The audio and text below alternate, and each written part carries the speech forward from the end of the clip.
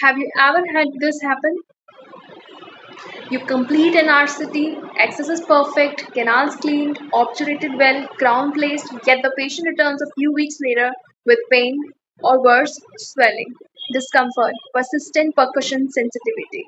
If this sounds familiar, the problem isn't your technique. In most such cases, the real issue is an incomplete diagnosis done at the start. Let's talk reality. In busy clinical practice, time is limited. A patient walks in, there's visible decay, they complain of pain, and we assume pulpitis or necrosis that leads to RCT. But what if there's a crack? What if the pain is referred from another tooth or the opposing arch? What if it's a known endo issue like a periapical cyst, TMD, or even trigeminal pain?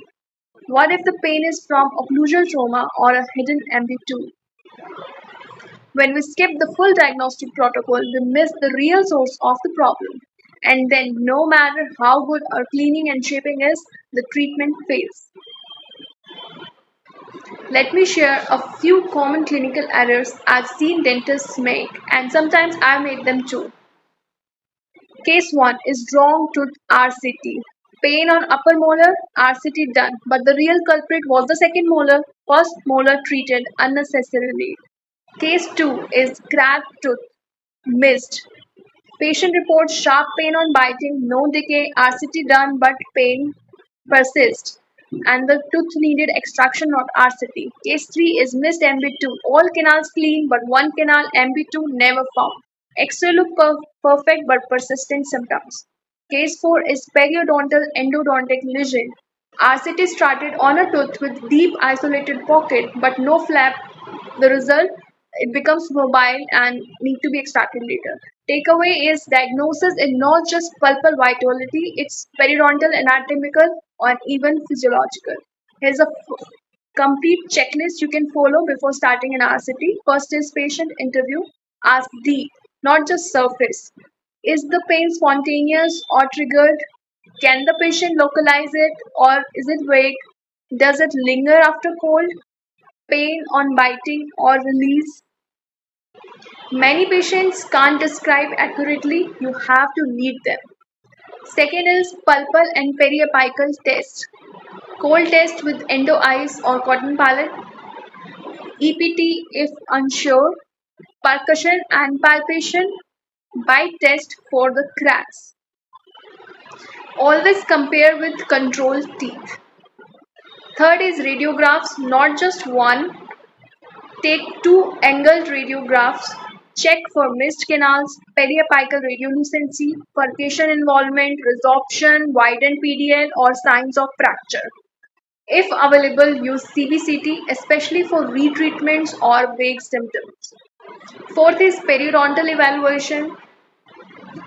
Do a 6-point probing, an isolated deep pocket. Red flag for root fracture or vertical defect. Furcation, check for class 2 or 3 involvement. Next is occlusion. Check if the tooth is hitting prematurely. Recent ortho or prosthetic work could be causing occlusal trauma. There are cases where RCT should not be done, but we often process due to patient pressure and uncertainty. Tooth has a vertical root fracture. Crown placed won't help. Pain is referred from the opposite quadrant. Test all nearby tooth.